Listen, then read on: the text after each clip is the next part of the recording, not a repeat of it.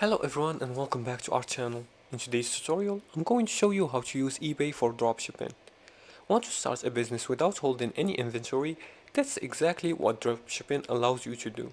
Now in this video, I'll show you how to use eBay for dropshipping the right way. Now let's go and dive in step by step. The first step is to understand how dropshipping works on eBay. Let's go to eBay first.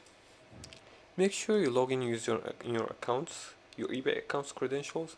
Now to understand how dropshipping works on eBay, you list products from a supplier like AliExpress or CJ Dropshipping on eBay, and when someone buys, you forward the order to the supplier who ships it directly to the customer, and you earn the difference between your eBay price and the supplier's costs.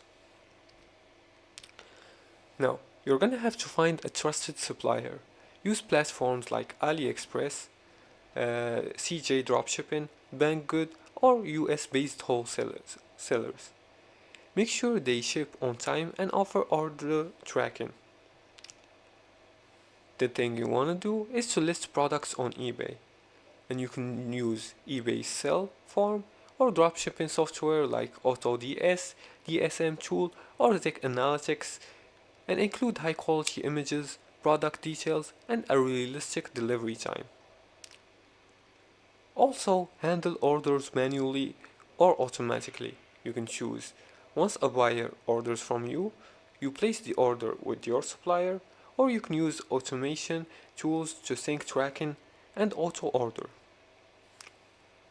You're gonna have to also provide a customer support, so be ready to answer messages and handle returns, and maintain good feedback and fast response time. And that's it. These were some informations on how to use eBay for dropshipping. Avoid using Amazon or Walmart as suppliers. It's against eBay's dropshipping policy.